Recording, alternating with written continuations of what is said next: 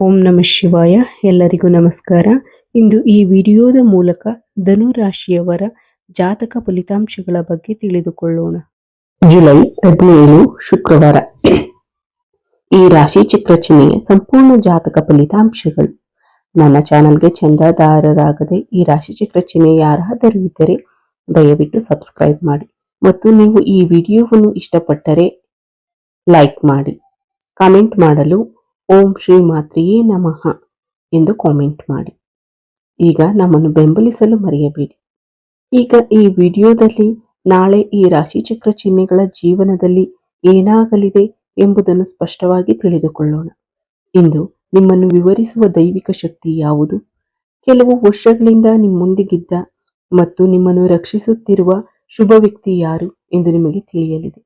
ಅದು ದೈವಿಕ ಶಕ್ತಿಯು ನಿಮ್ಮಿಂದ ಏನನ್ನು ಬಯಸುತ್ತದೆ ಎಂಬುದನ್ನು ಕೇಳಲು ಪ್ರಯತ್ನಿಸೋಣ. ನಾಳೆ ನೀವು ವರ್ಷಗಳಿಂದ ಬಯಸುತ್ತಿರುವ ಎಲ್ಲಾ ರೀತಿಯ ಗೌರವವಾಗಿರಬಹುದು, ಅಥವಾ ಅದು ಹಣವಾಗಿರಬಹುದು, ಅಥವಾ ನೀವು ಕಳೆದುಕೊಂಡಿರುವ ಸಂಬಂಧವಾಗಿರಬಹುದು. ಅದು ಏನೇ ಇರಲಿ, ನೀವು ಬಯಸುತ್ತಿರುವುದಕ್ಕೆ ಸಂಬಂಧಿಸಿದ ಎಲ್ಲವನ್ನು ನೀವು ಪಡೆಯುವ ಅವಕಾಶವಿದೆ. ನಾಳೆ ನಿಮ್ಮ ಜೀವನದಲ್ಲಿ ಅದ್ಭುತ ಬದಲಾವಣೆಗಳು ಬರಲಿವೆ.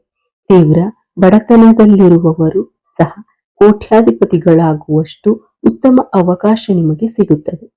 ಈ ಪವಾಡಕ್ಕೆ ಕಾರಣವೆಂದರೆ ನಿಮ್ಮ ರಾಶಿಯಲ್ಲಿರುವ ಶುಕ್ರನು ಶುಭ ಸ್ಥಾನವನ್ನು ಪ್ರವೇಶಿಸುತ್ತಿದ್ದಾನೆ ಮತ್ತು ಹೀಗಾಗಿ ನಿಮ್ಮ ಜೀವನದಲ್ಲಿ ಲಕ್ಷ್ಮೀನಾರಾಯಣ ಯೋಗವು ರೂಪುಗೊಳ್ಳುತ್ತದೆ. ಲಕ್ಷ್ಮೀ ದೇವಿಯ ಅನುಗ್ರಹ ಎಲ್ಲಿದೆಯೋ ಅಲ್ಲಿ ಯಾವುದಕ್ಕೂ ಕೊರತೆ ಇರುವುದಿಲ್ಲ. ಆ ದೈವಿಕ ಶಕ್ತಿಯು ಹಲವಾರು ವರ್ಷಗಳಿಂದ ನಿಮ್ಮನ್ನು ಹಿಂಬಾಲಿಸುತ್ತಿದೆ. ನಿಮ್ಮ ಜೀವವನ್ನು ರಕ್ಷಿಸುವುದಲ್ಲದೆ ನೀವು ಅವಮಾನಿಸಲ್ಪಟ್ಟಾಗಲೆಲ್ಲ ನಿಮ್ಮೊಂದಿಗೆ ನಿಂತಿದೆ. ಇತರರು ನಿಮ್ಮ ಮೇಲೆ ಹಾರಾಡುತ್ತಿದ್ದರೂ ಸಹ ಅದು ನಿಮ್ಮನ್ನು ಅವರಿಂದ ರಕ್ಷಿಸುತ್ತದೆ. ನಿಮ್ಮ ಒಳ್ಳೆಯತನ, ನಿಮ್ಮ ಶುದ್ಧ ಮನಸ್ಸು, ನಿಮ್ಮ ಈ ಅದ್ಭುತ ಶಕ್ತಿಯು ನಿಮ್ಮ ಕಡೆಗೆ ಆಕರ್ಷಿಸಿದ ಒಂದು ವಿಷಯ ಯಾವುದು? ಈ ಅದ್ಭುತ ಶಕ್ತಿಯು ನಿಮ್ಮಿಂದ ಬಯಸುವ ಒಂದು ವಿಷಯ ಯಾವುದು? ಇಂದಿನಿಂದ ನಿಮ್ಮ ಜೀವನ ಹೇಗೆ ಬದಲಾಗುತ್ತದೆ? ಲಕ್ಷ್ಮೀ ದೇವಿಯು ಎಲ್ಲಿ ಸಂತೋಷ ಪಡುತ್ತಾಳೋ ಅಲ್ಲಿ ಎಂದಿಗೂ ಹಣದ ಕೊರತೆ ಇರುವುದಿಲ್ಲ. ನಿಮ್ಮ ಜೀವನದಲ್ಲೂ ಈಗ ಅದೇ ಆಗುತ್ತದೆ. ಒಂದು ಅದ್ಭುತ ದೈವಿಕ ಶಕ್ತಿಯು ನಿಮ್ಮನ್ನು ಸಂಪೂರ್ಣವಾಗಿ ಆಕರ್ಷಿಸಿದೆ ಮತ್ತು ಎಲ್ಲಾ ರೀತಿಯಿಂದಲೂ ನಿಮ್ಮನ್ನು ರಕ್ಷಿಸುತ್ತಿದೆ. ಅದು ನಿಮ್ಮನ್ನು ಏಕೆ ಅನುಸರಿಸುತ್ತಿದೆ? ಅದು ನಿಮ್ಮಿಂದ ನಿರೀಕ್ಷಿಸುವ ಒಂದು ವಿಷಯ ಯಾವುದು? ಈಗ ಈ ವಿಡಿಯೋದಲ್ಲಿ ಇದರ ಬಗ್ಗೆ ವಿವರವಾಗಿ ತಿಳಿದುಕೊಳ್ಳೋಣ. ನಾಳೆಯು ನಿಮ್ಮ ಜೀವನದಲ್ಲಿ ದೇವರು ನೀಡುವ ಉಡುಗೊರೆಯಂತೆ ಇಂದು ಆ ದೈವಿಕ ಶಕ್ತಿಯು ನೀವು ಹಲವು ವರ್ಷಗಳಿಂದ ಕಾಯುತ್ತಿದ್ದ ಅದ್ಭುತ ಉಡುಗೊರೆಗಳನ್ನು ನಿಮಗೆ ನೀಡಲು ಸಿದ್ಧವಾಗಿದೆ. ನಿಮ್ಮ ಜೀವನದಲ್ಲಿ ಇಲ್ಲಿಯವರೆಗೆ ನೀವು ಅನುಭವಿಸಿದ ಎಲ್ಲಾ ಕಷ್ಟಗಳು, ನೋವುಗಳು ಮತ್ತು ಅವಮಾನಗಳನ್ನು ಕೊನೆಗಳಿಸುವ ಸಮಯ ಇದಾಗಿದೆ. ಅಲ್ಲದೆ ಆ ದೈವಿಕ ಶಕ್ತಿಯು ಕಳೆದ ಕೆಲವು ವರ್ಷಗಳಿಂದ ನಿಮ್ಮ ಜೀವವನ್ನು ಉಳಿಸುತ್ತಿದೆ. ನೀವು ಅಪಾಯದಲ್ಲಿದ್ದಾಗ, ಬೇರೆ ಯಾರು ಇಲ್ಲದಿದ್ದಾಗ, ನೀವು ತಿಳಿಯದೆಯೇ ಆ ಶಕ್ತಿಯು ನಿಮ್ಮನ್ನು ನೆರಳಿನಂತೆ ಹಿಂಬಾಲಿಸುತ್ತಿದೆ ಮತ್ತು ನಿಮ್ಮನ್ನು ಹೊರಗೆಸೆದಿದೆ. ಸಮಾಜದಲ್ಲಿ ಕೆಲವರು ನಿಮ್ಮನ್ನು ಕೀಳಾಗಿ ಮಾತನಾಡಿದರು ಅಥವಾ ನಿಮ್ಮನ್ನು ಕೆಳಗೆ ತಳ್ಳಲು ಪ್ರಯತ್ನಿಸಿದರು. ಅವರು ಎಷ್ಟೇ ಪ್ರಯತ್ನಿಸಿದರೂ ಆ ಶಕ್ತಿಯು ನಿಮ್ಮನ್ನು ತಾಯಿಯಂತೆ ರಕ್ಷಿಸುತ್ತದೆ. ಅಲ್ಲದೆ ನೀವು ಅದನ್ನು ಗಮನಿಸದೇ ಇರಬಹುದು, ಆದರೆ ಆ ಶಕ್ತಿಯ ಪ್ರಭಾವವು ನೀವು ತೆಗೆದುಕೊಳ್ಳುವ ಪ್ರತಿಯೊಂದು ಹೆಜ್ಜೆಯಲ್ಲಿಯೂ ಯಾವಾಗಲೂ ನಿಮ್ಮೊಂದಿಗೆ ಇರುತ್ತದೆ. ವಾಸ್ತವವಾಗಿ ಆ ದೈವಿಕ ಶಕ್ತಿಯು ನಿಮ್ಮ ಮನಸ್ಸಿನಲ್ಲಿ ಬೇರೂರಿದೆ, ಏಕೆಂದರೆ ನಿಮ್ಮ ಹೃದಯದಲ್ಲಿ ನೀವು ತುಂಬಾ ಶುದ್ಧ ಹೃದಯ ಮತ್ತು ಇತರರಾಗಿ ಮನಸ್ಸನ್ನು ಹೊಂದಿದ್ದೀರಿ. ಯಾವುದೇ ಕೆಟ್ಟ ಆಲೋಚನೆಗಳಿಲ್ಲ. ನೀವು ಎಂದಿಗೂ ಇತರರ ಬಗ್ಗೆ ಅಸೂಯೆ ಪಡುವುದಿಲ್ಲ. ನೀವು ಯಾವಾಗಲೂ ಕಷ್ಟಪಟ್ಟು ಕೆಲಸ ಮಾಡಿ ಮೇಲೆ ಬರಲು ಬಯಸುತ್ತೀರಿ. ನಿಮ್ಮಲ್ಲಿರುವ ಶುದ್ಧ ಸ್ವಭಾವ ಮತ್ತು ಕಷ್ಟಪಟ್ಟು ಕೆಲಸ ಮಾಡುವ ತತ್ವಶಾಸ್ತ್ರವು ನಿಮ್ಮನ್ನು ಅಂತಹ ಅದ್ಭುತ ಶಕ್ತಿಗೆ ತಂದಿದೆ. ನೀವು ಇತರರೊಂದಿಗೆ ಸ್ಪರ್ಧಿಸುವುದು ಮಾತ್ರವಲ್ಲದೆ ಯಾವಾಗಲೂ ಅವರನ್ನು ತೊಂದರೆಗೊಳಿಸಬೇಕು ಎಂದು ನೀವು ಎಂದಿಗೂ ಯೋಚಿಸಿರಲಿಲ್ಲ. ಈ ಸದ್ಗುಣಗಳಿಂದಾಗಿ ಆ ದೈವಿಕ ಶಕ್ತಿಯು ಈಗ ನಿಮಗೆ ಒಂದು ಉತ್ತಮ ಅವಕಾಶವನ್ನು ನೀಡಲಿದೆ. ಆ ಅವಕಾಶವು ನಿಮ್ಮ ಜೀವನದಲ್ಲಿ ಏನನ್ನು ಬದಲಾಯಿಸಲಿದೆ ಎಂಬುದನ್ನು ತಿಳಿಯೋಣ.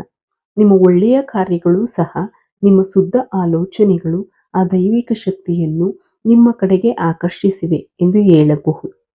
ಭಕ್ತಿಯಲ್ಲಿ ಶುದ್ಧ ಮನಸ್ಸಿದ್ದರೆ ಮಾತ್ರ ದೇವರು ಕೂಡ ಭಕ್ತನ ಗುಲಾಮನಾಗುತ್ತಾನೆ ಎಂದು ಹಿರಿಯರು ಸುಮ್ಮನೆ ಹೇಳಲಿಲ್ಲ. ನಿಮ್ಮ ವಿಷಯದಲ್ಲಿಯೂ ಅದೇ ಆಗುತ್ತದೆ. ನಿಮ್ಮ ಜೀವನ ಎಷ್ಟೇ ಕಷ್ಟಕರವಾಗಿದ್ದರೂ, ನೀವು ಎಷ್ಟೇ ಹಿನ್ನಡೆಗಳನ್ನು ಎದುರಿಸಿದರೂ, ನೀವು ಆ ದೇವರ ಮೇಲಿನ ನಂಬಿಕೆಯನ್ನು ಕಳೆದುಕೊಂಡಿಲ್ಲ. ದೈವಿಕ ಶಕ್ತಿಯು ಇಂದು ನಿಮಗೆ ಇಷ್ಟವಾಗುವಂತೆ ಮಾಡಿದ್ದು ನಿಮ್ಮ ಅಚಲ ನಂಬಿಕೆಯೇ. ಇಂದಿನಿಂದ ನಿಖರವಾಗಿ 4 ದಿನಗಳಲ್ಲಿ ನಾನು ಖಂಡಿತವಾಗಿಯೂ ನಿಮ್ಮ ಜೀವನವನ್ನು ಸಂಪೂರ್ಣವಾಗಿ ಬದಲಾಯಿಸುತ್ತೇನೆ. ಶಕ್ತಿ ಯಾರೇ ಆಗಿರಲಿ, ನೀವು ಇಷ್ಟು ವರ್ಷಗಳಿಂದ ಹಂಬಲಿಸುತ್ತಿದ್ದದ್ದು ಏನೇ ಇರಲಿ, ಅದು ಹಣ, ಗೌರವ, ಸ್ವಂತ ಮನೆ ಅಥವಾ ವಾಹನವಾಗಿರಬಹುದು. ನೀವು ಬಯಸಿದ ಎಲ್ಲವೂ ಈಡೇರುವ ಸಮಯ ಇದು. ನಿಮ್ಮ ಆಲೋಚನೆಗಳು ಸಕಾರಾತ್ಮಕವಾಗಿ ಹೆಚ್ಚಾಗುತ್ತವೆ ಮತ್ತು ನೀವು ನಿಮ್ಮ ಮನಸ್ಸನ್ನು ಹೊಂದಿಸುವ ಪ್ರತಿಯೊಂದು ಕೆಲಸದಲ್ಲೂ ನೀವು ಯಶಸ್ಸನ್ನು ಸಾಧಿಸುವಿರಿ. ಆ ದೈವಿಕ ಶಕ್ತಿಯು ಈಗ ನೀವು ಇಷ್ಟು ವರ್ಷಗಳಿಂದ ಎದುರಿಸುತ್ತಿರುವ ಕಷ್ಟಗಳ ಮೇಲೆ ಕೋಪಗೊಂಡಿದೆ. ಆ ದೇವರು ನಿಮ್ಮ ಪ್ರಗತಿಗೆ ಅಡ್ಡಿಯಾಗಿರುವ ಶಕ್ತಿಗಳ ಮೇಲೆ ಎಷ್ಟು ಕೋಪಗೊಂಡಿದ್ದಾನೆ ಎಂದರೆ, ನಿಮ್ಮ ಕಷ್ಟಗಳನ್ನು ಕೊನೆಗೊಳಿಸಲು ಸ್ವತಃ ಕ್ಷೇತ್ರಕ್ಕೆ ಬಂದಿದ್ದಾನೆ. ಅಲ್ಲದೆ ಈ ದೈವಿಕ ಶಕ್ತಿ ಬೇರೆ ಯಾವುದೂ ಅಲ್ಲ.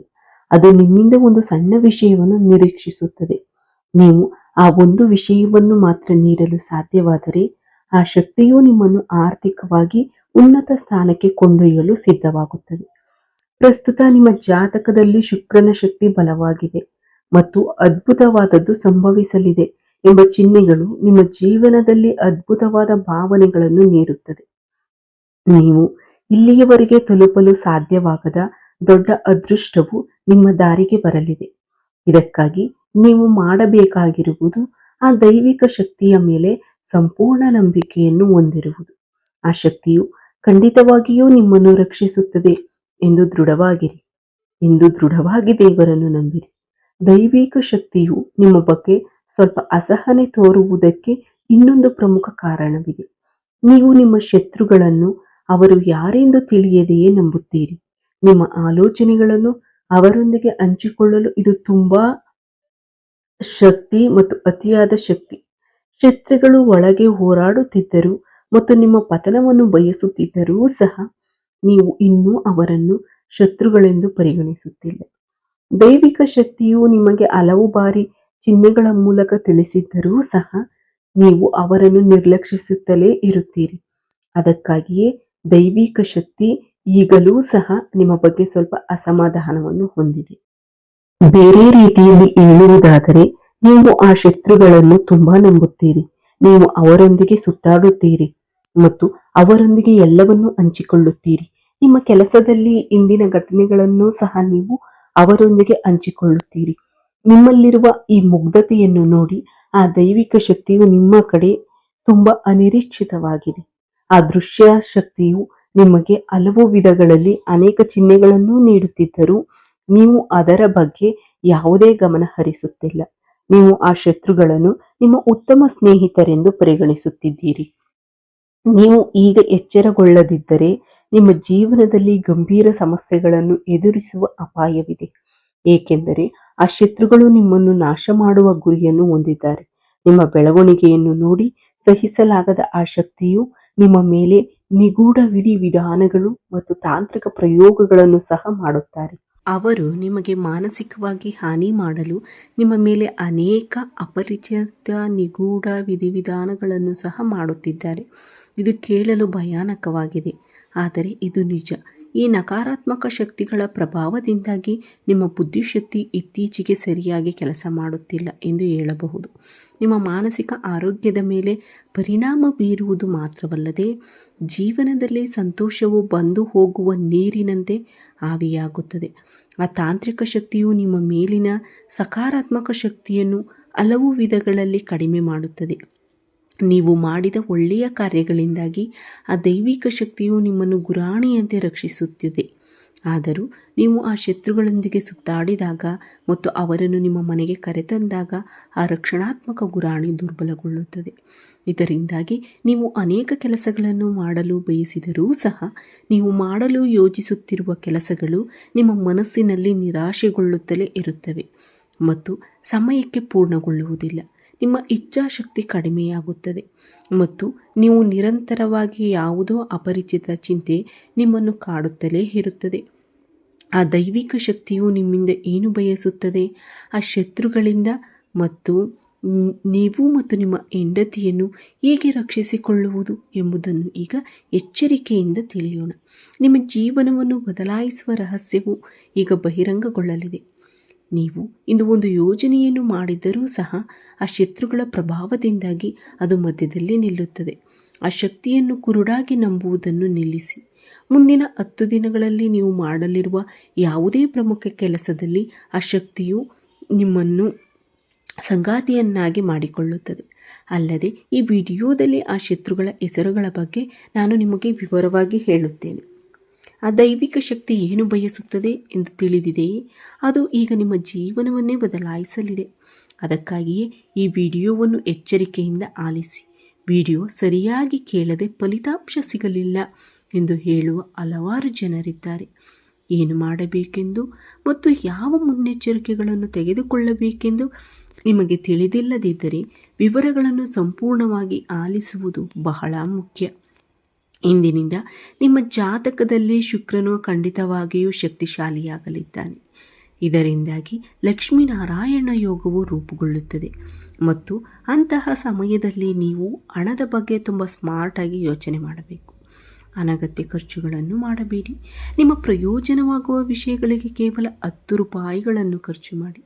ನೀವು ನಿಷ್ಪ್ರಯೋಜಕ ವಸ್ತುಗಳಿಗೆ ಹಣವನ್ನು ಖರ್ಚು ಮಾಡಿದರೆ ನಿಮ್ಮ ಅದೃಷ್ಟವು ನಿಮ್ಮಿಂದ ದೂರವಾಗುವ ಅಪಾಯವಿದೆ. ನಿಮ್ಮ ಹಣವನ್ನು ಎಲ್ಲಿ ಹೂಡಿಕೆ ಮಾಡಬೇಕು ಮತ್ತು ಎಲ್ಲಿ ಖರ್ಚು ಮಾಡಬೇಕು ಎಂಬುದನ್ನು ನಿರ್ಧರಿಸುವ ಮೊದಲು 2 ಬಾರಿ ಯೋಚಿಸಿ. ನಿಮ್ಮ ಜೀವನದಲ್ಲಿ ಅದ್ಭುತಗಳನ್ನು ಮಾಡುವ ಆ ಶಕ್ತಿ ಯಾವುದು? ಆ ಲಕ್ಷ್ಮೀದೇವಿ. ಆ ಲಕ್ಷ್ಮೀದೇವಿ ನಿಜವಾಗಿಯೂ ನಿಮ್ಮ ನಿರ್ಧಾರಗಳು ನಿಮ್ಮ ಬಗ್ಗೆ ಸಂಪೂರ್ಣ ಕರುಣೆಯನ್ನು ತೋರುತ್ತಿದ್ದಾಳೆ. ಆ ತಾಯಿ ತುಂಬ ಕೋಮಲ ಹೃದಯದವಳು. ಅವಳು ನಿಮ್ಮ ಮೇಲೆ ಮನಸ್ಸು ನೆಟ್ಟ ನಂತರ ನಿಮ್ಮ ಎಲ್ಲ ಬಡತನ ದೂರವಾಗುತ್ತದೆ ಮತ್ತು ನಿಮ್ಮ ಜೀವನವು ಬದಲಾಗುತ್ತದೆ. ಎಲ್ಲ ಆರ್ಥಿಕ ಸಮಸ್ಯೆಗಳು ಅವುಗಳ ಬೇರುಗಳೊಂದಿಗೆ ನಿವಾರಣೆಯಾಗುವ ಸಮಯ ಬಂದಿದೆ ಮತ್ತು ಆ ತಾಯಿಯ ಆಶೀರ್ವಾದದಿಂದ ನಿಮ್ಮ ಜೀವನದಲ್ಲಿ ಸಕಾರಾತ್ಮಕ ಬದಲಾವಣೆಗಳು ಬರುತ್ತವೆ. ಈ 4 ದಿನಗಳಲ್ಲಿ ನೀವು ತೆಗೆದುಕೊಳ್ಳಬೇಕಾದ ಇತರ ಕೆಲವು ಮುನ್ನೆಚ್ಚರಿಕೆಗಳು ಮತ್ತು ಆ ಶತ್ರುಗಳನ್ನು ನೀವು ಹೇಗೆ ತಪ್ಪಿಸಬಹುದು ಎಂಬುದನ್ನು ತಿಳಿಯೋಣ. ಲಕ್ಷ್ಮೀದೇವಿಯ ಕೃಪೆ ನಿಮ್ಮ ಮೇಲಿದ್ದರೆ ಅತ್ಯಂತ ಕಠಿಣ ಪರ್ವತಗಳೂ ಸಹ ಚಿಟಿಕೆ ಹೊಡೆಯುವಷ್ಟರಲ್ಲಿ ಕಣ್ಮರೆಯಾಗುತ್ತವೆ. ಆ ತಾಯಿಗೆ ನಿಮ್ಮ ಜೀವನವನ್ನು ಸಕಾರಾತ್ಮಕವಾಗಿ ಬದಲಾಯಿಸುವ ಶಕ್ತಿ ಇರುವುದರಿಂದ ನಿಮ್ಮ ಆರ್ಥಿಕವಾಗಿ ಎಲ್ಲ ತೊಂದರೆಗಳು ಸಹ ದೂರವಾಗುತ್ತವೆ. ದೂರವಾಗಲು ಒಂದು ಅದ್ಭುತ ಸಮಯ ಬಂದಿದೆ ಎಂದೇ ಹೇಳಬಹುದು. ಈ 4 ದಿನಗಳಲ್ಲಿ ನೀವು ನಿರ್ಧಾರ ಎಂದು ಹೇಳಬೇಕು. ಈ 4 ದಿನಗಳಲ್ಲಿ ನೀವು ನಿರ್ಧಾರ ತೆಗೆದುಕೊಂಡರೆ ನೀವು ಅದನ್ನು ಖಂಡಿತವಾಗಿಯೂ ಅನುಸರಿಸಬೇಕು. ಹಣವನ್ನು ಖರ್ಚು ಮಾಡಬೇಡಿ. ಜೂಜಾಟದಂತಹ ಅಭ್ಯಾಸಗಳಿಂದ ದೂರವಿರಿ. ನೀವು ಸರಿಯಾದ ರೀತಿಯಲ್ಲಿ ಹಣವನ್ನು ಖರ್ಚು ಮಾಡಿದರೆ ಮಾತ್ರ ಆ ತಾಯಿ ನಿಮ್ಮ ಮನೆಯಲ್ಲಿ ಶಾಶ್ವತವಾಗಿ ಉಳಿಯುತ್ತಾಳೆ. ಇನ್ನೊಂದು ಮುಖ್ಯವಾದ ವಿಷಯವೆಂದರೆ ಅನೇಕ ಜನರು ಆಹಾರವನ್ನು ವ್ಯರ್ಥ ಮಾಡುತ್ತಾರೆ.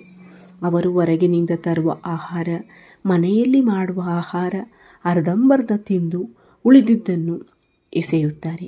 ಹೀಗೆ ಮಾಡುವುದರಿಂದ ಲಕ್ಷ್ಮೀದೇವಿಯು ಕೋಪಗೊಳ್ಳುತ್ತಾಳೆ. ತಾಯಿ ಅನ್ನಪೂರ್ಣೇಶ್ವರಿಯೂ ಸಹ ಕೋಪಗೊಳ್ಳುತ್ತಾಳೆ. ಆಗ ಶುಕ್ರನು ದುರ್ಬಲನಾಗುತ್ತಾನೆ. ನಿಮ್ಮ ಜಾತಕದಲ್ಲಿ ಶುಕ್ರನು ಬಲಶಾಲಿಯಾಗಿದ್ದರೂ ನೀವು ಐಷಾರಾಮಿ ಜೀವನ, ವಾಹನ, ಯೋಗ ಮತ್ತು ಆಧುನಿಕ ಸೌಲಭ್ಯಗಳನ್ನು ಪಡೆಯುತ್ತೀರಿ. ನೀವು ಏನೇ ಬಳಸಿದರೂ ನೀವು ಪ್ರಯಾಣಿಸುವ ವಾಹನವು ಹೆಚ್ಚಾಗಿ ಶುಕ್ರನ ವಾಹನವಾಗಿರುತ್ತದೆ. ಆದ್ದರಿಂದ ನೀವು ಯಾವಾಗಲೂ ನೀವು ಬಳಸುವ ವಾಹನವನ್ನು ಗೌರವದಿಂದ ನಡೆಸಿಕೊಳ್ಳಬೇಕು. ಅಂದರೆ ಜನರು ಮಾಡುವ ಇನ್ನೊಂದು ತಪ್ಪು ಎಂದರೆ ಅವರು ಹತ್ತಿರದ ವಾಹನಗಳನ್ನು ತಿಂಗಳಾನುಗಟ್ಟಲೆ ಸ್ವಚ್ಛ ಮಾಡುವುದೇ ಇಲ್ಲ. ಧೂಳಿನಿಂದ ತುಂಬಿಕೊಂಡಿರುತ್ತದೆ. ಅವರು ಬಂಡಿಗಳನ್ನೂ ಸಹ ಬಳಸುತ್ತಲೇ ಇರುತ್ತಾರೆ. ನಿಮ್ಮ ಜಾತಕದಲ್ಲಿ ಶುಕ್ರನು ಬಲಶಾಲಿಯಾಗಿದ್ದರೂ ಆ ದೇವರು ನಮಗೆ ವರದಾನವಾದಂತಹ ಸೌಲಭ್ಯ ನೀಡಿದ್ದರೂ ಅದನ್ನು ನಾವು ನೋಡಿಕೊಳ್ಳುವುದು ನಮ್ಮ ಜವಾಬ್ದಾರಿ.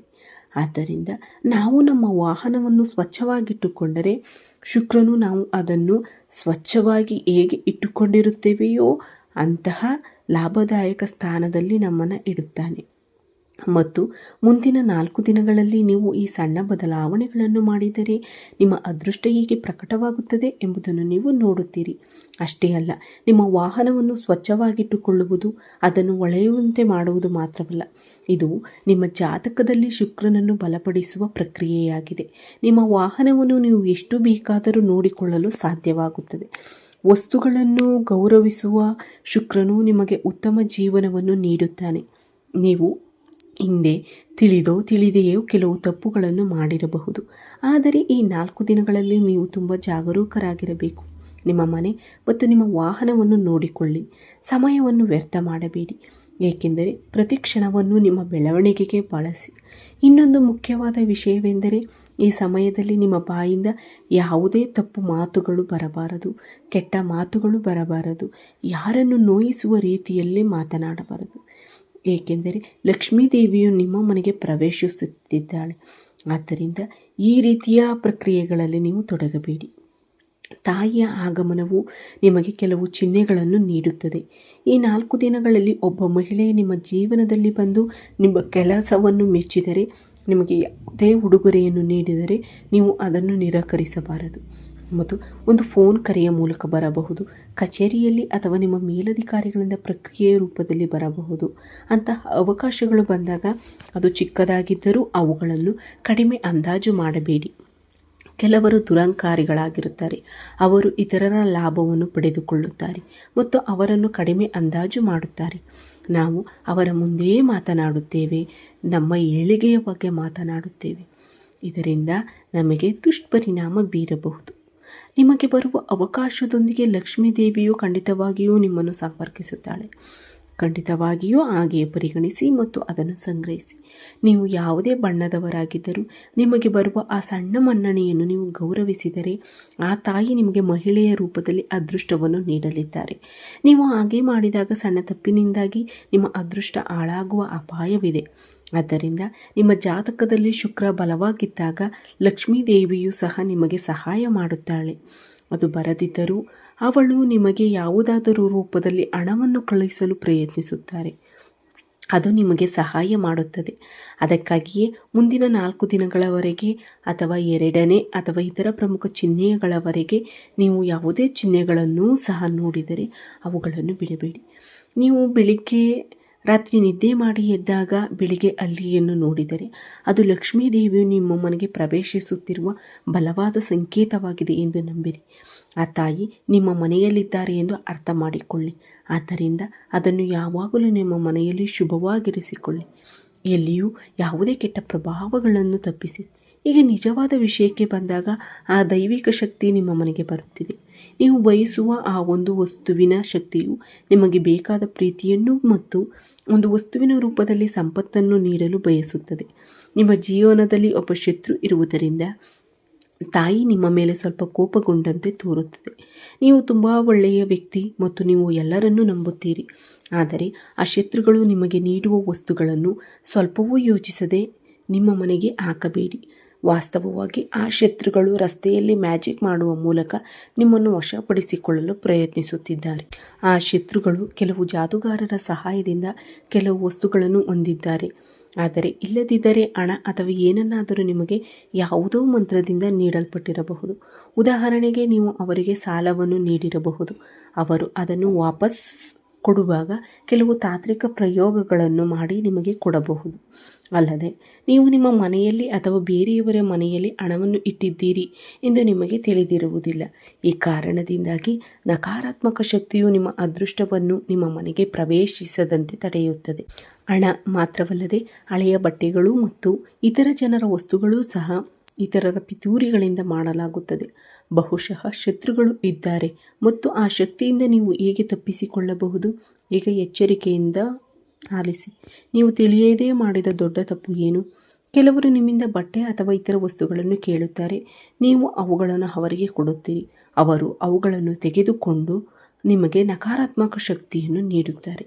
ಈ ಕಾರಣದಿಂದಾಗಿ ಅದೃಷ್ಟದ ಶಕ್ತಿಯು ನಿಮ್ಮ ಮನೆಗೆ ಪ್ರವೇಶಿಸಿ ನಿಮ್ಮ ಅದೃಷ್ಟವನ್ನು ತಡೆಯಲು ಪ್ರಯತ್ನಿಸುತ್ತದೆ. ಅದಕ್ಕಾಗಿಯೇ ಮುಂದಿನ 4 ದಿನಗಳಲ್ಲಿ ನೀವು ಯಾರಿಂದಲೂ ಯಾವುದೇ ರೀತಿಯ ವಸ್ತುಗಳನ್ನು ತೆಗೆದುಕೊಳ್ಳಬಾರದು. ಒಪ್ಪಂದಗಳನ್ನು ಮಾಡಿಕೊಳ್ಳಬಾರದು. ನೀವು ಈ ಮುನ್ನೆಚ್ಚರಿಕೆಗಳನ್ನು ಅನುಸರಿಸಿದರೆ ನಿಮ್ಮ ಮನೆಯಲ್ಲಿ ದೈವಿಕ ಶಕ್ತಿ ಬಲಗೊಳ್ಳುತ್ತದೆ. ನಿಮ್ಮ ಜೀವನವು ಮೊದಲಿನಂತೆಯೇ ಇರುವುದಿಲ್ಲ. ನೀವು ಊಹಿಸಿದ್ದಕ್ಕಿಂತ ಹೆಚ್ಚು ಅದ್ಭುತವಾಗಿ ಅದು ಇರುತ್ತದೆ. ವಿಶೇಷವಾಗಿ ಮುಂದಿನ 4 ದಿನಗಳಲ್ಲಿ ನೀವು ಕೆಲವು ಜನರಿಂದ ದೂರವಿರಬೇಕು. R, S, M ಮತ್ತು A ಅಕ್ಷರಗಳಿಂದ ಪ್ರಾರಂಭವಾಗುವ ಹೆಸರುಗಳ ಬಗ್ಗೆ ಜಾಗರೂಕರಾಗಿರಿ. ಅವರನ್ನು ಸಾಧ್ಯವಾದಷ್ಟು ದೂರವಿಡಿ. ಈ 4 ದಿನಗಳಲ್ಲಿ ಹತ್ತಿರದ ದುರ್ಗಾದೇವಿ ದೇವಸ್ಥಾನಕ್ಕೆ ಭೇಟಿ ನೀಡಲು ಮರೆಯಬೇಡಿ. ಇದಲ್ಲದೆ ಈ 4 ದಿನಗಳಲ್ಲಿ ನೀವು ನಿಮ್ಮ ಮನಸ್ಸನ್ನು ಶಾಂತವಾಗಿರಿಸಿಕೊಳ್ಳಲು ಪ್ರಯತ್ನಿಸಿ. ಆದರೆ ನಿಮ್ಮ ಕರ್ತವ್ಯವನ್ನು ಶ್ರದ್ಧೆಯಿಂದ ಮಾಡಿ. ದೇವರು ಉಳಿದಿದ್ದೆಲ್ಲವನ್ನು ನೋಡಿಕೊಳ್ಳುತ್ತಾನೆ ಎಂದು ನೀವು ಖಚಿತವಾಗಿಯೂ ಹೇಳಬೇಕು. ಅಷ್ಟೇ ಅಲ್ಲ, ಈ 4 ದಿನಗಳಲ್ಲಿ ಮಹಿಳೆಯರು ಮತ್ತು ಹಿರಿಯರನ್ನು ಗೌರವಿಸಿ ಮತ್ತು ಮಹಿಳೆಯರು ಮತ್ತು ಹಿರಿಯರಿಗೆ ಯಾವುದೇ ಅಗತ್ಯವಿದ್ದಲ್ಲಿ ಅವರಿಗೆ ನಿಮ್ಮದೇ ಆದ ರೀತಿಯಲ್ಲಿ ಸಹಾಯ ಮಾಡಿ. ನೀವು ಯಾವುದೇ ಅನಾಥರನ್ನು ನೋಡಿದರೆ ಅವರಿಗೆ ಏನನ್ನಾದರೂ ಸಹಾಯ ಮಾಡಿ. ಅದು ಸರಕುಗಳ ರೂಪದಲ್ಲಿ, ಹಣದ ರೂಪದಲ್ಲಿ ಅಥವಾ ಬಟ್ಟೆಯ ರೂಪದಲ್ಲಿ ಅಥವಾ ನೀವು ಏನು ಯೋಚಿಸುತ್ತೀರೋ ಅದು ಇರಲಿ. ಹಾಗಾದರೆ ನಾಳೆ ಏನಾಗುತ್ತದೆ ಎಂದು ತಿಳಿದುಕೊಂಡಿದ್ದೀರಿ. ನೀವು ಇಂದು ಅನುಸರಿಸಬೇಕಾದ ಎಲ್ಲ ಪರಿಹಾರಗಳು ಮತ್ತು ನೀವು ಮಾಡಬೇಕಾದ ಆಚರಣೆಗಳು ಮತ್ತು ನಾಳೆ ನೀವು ಏನು ಮಾಡಬೇಕಾದ ದಾನಗಳನ್ನು ಸಹ ನೀವು ತಿಳಿದುಕೊಂಡಿದ್ದೀರಿ. ನಿಮ್ಮ ಮನಸ್ಸನ್ನು ಶಾಂತವಾಗಿರಿಸಿಕೊಳ್ಳಿ ಮತ್ತು ಯಾರೊಂದಿಗೂ ನಿಮ್ಮ ಪ್ರಯತ್ನಗಳ ಬಗ್ಗೆ ಆಗಲಿ ನಿಮ್ಮ ಯಶಸ್ಸಿನ ಬಗ್ಗೆ ಆಗಲಿ ಹೇಳಿ ಅವರ ಜೊತೆ ಭಾಗಿಯಾಗಬೇಡಿ. ನೀವು ನಿಮ್ಮ ಕೆಲಸದ ಮೇಲೆ ಗಮನ ಹರಿಸಿದರೆ ನಾಳೆ ಎಲ್ಲವೂ ನಿಮಗೆ ಖಂಡಿತವಾಗಿಯೂ ಒಳ್ಳೆಯದಾಗುತ್ತದೆ. ಈ ವಿಡಿಯೋ ಇಷ್ಟವಾದರೆ ಲೈಕ್ ಮಾಡಿ, ಶೇರ್ ಮಾಡಿ, ಕಮೆಂಟ್ ಮಾಡಿ, ಜೊತೆಗೆ ಐ ಪಾಯಿಂಟ್ ನೀಡಲು ಮರೆಯದಿರಿ. ಈ ವಿಡಿಯೋನು ವೀಕ್ಷಿಸಿದ ಎಲ್ಲ ವೀಕ್ಷಕ ಬಂಧುಗಳಿಗೂ ನನ್ನ ಹೃತ್ಪೂರ್ವಕ ಧನ್ಯವಾದಗಳು. ಜೈ ಶ್ರೀರಾಮ್, ಜೈ ಶ್ರೀ ಕೃಷ್ಣ, ಹರ ಹರ ಮಹಾದೇವ್.